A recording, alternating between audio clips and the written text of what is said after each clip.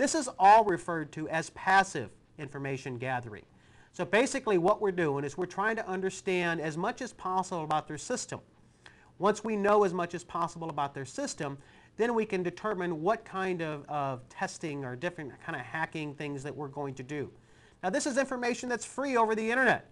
You may not like the fact that you can find satellite pictures of a house or satellite pictures of a business, but this is all freely available on the internet. So there are also other websites, a lot of other websites that will also help you gather information. Now, the reason they spend so much time doing this is because at this stage they're just gathering information and they really can't be detected. We don't know yet that Adam has a grudge against targetcompany.com. He's just gathering information. Now, another resource for gathering information would be competitive intelligence gathering. In other words, you want to find out different information relating to the competitors of targetcompany.com. And you can do this, again, by doing different searches over the internet. Basically, you're not going to be talking to them. You're going to be maybe talking to their competitors or just finding out who their competitors are.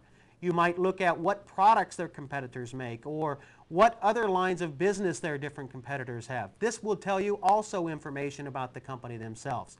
Some of the different issues that you can do, you can gather data, do different analysis, and information verification based upon this.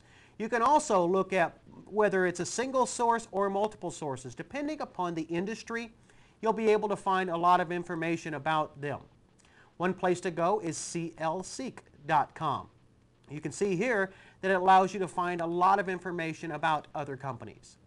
Now you can also do Anacubus, and this is a competitive intelligence product that lets you basically locate all the information you need from a single point of view. And this basically helps you to highlight different threats or different opportunities, and it lets you look at their competitors themselves. As you can see here, there's quite a lot of information that you can gather from this tool. Also, you want to check out public and private websites. Now, most companies will have a public website, at least if they have any kind of products that they're selling, but a lot of them will have private websites as well. Some of the different private websites are going to be used for a lot of the internal infrastructure of the company itself.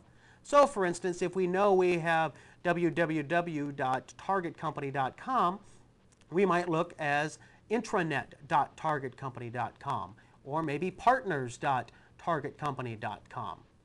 So what are some of the tools we can use for this? We can use Whois. We can do an NS lookup. We can actually use the records of Aaron themselves. We can use NeoTrace, Visual Route Trace, Smart Whois, Email Tracker Pro, and even Website Watcher. So let's look at some of these tools. With Whois, you can do a Whois lookup and get basic information. For example, www.samspade.com.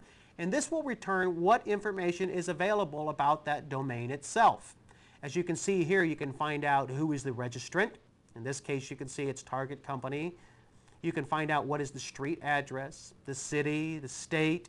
You might have the actual administrative contact as well. This tells you who is the person responsible or who is the administrative contact on this domain.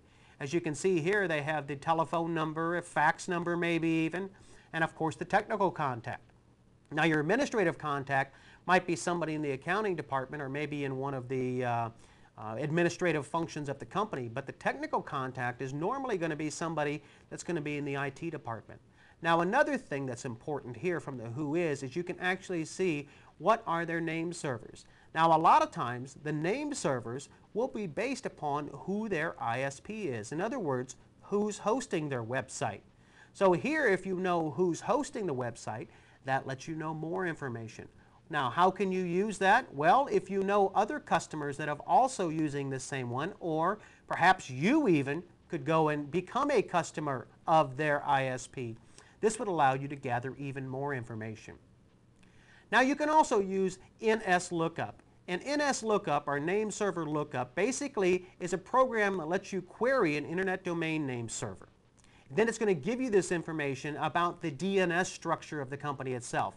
Now, it won't always be successful, but when it is successful, it's going to give you a lot of information. It helps you to find different IP addresses. It might help you tell what is the MX record. In other words, what's the IP address of the mail server itself.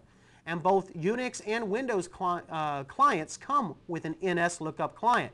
So it's something that's available on all systems. Now you can also use third-party products such as Sam Spade. You can also extract DNS information using dnsstuff.com. And this lets you get information, again, like mail server extensions or maybe IP addresses. Again, the more information we gather about a company, the more chance we'll be able to find a potential vulnerability to their network. We can also do a snapshot and actually get a good information of the company itself.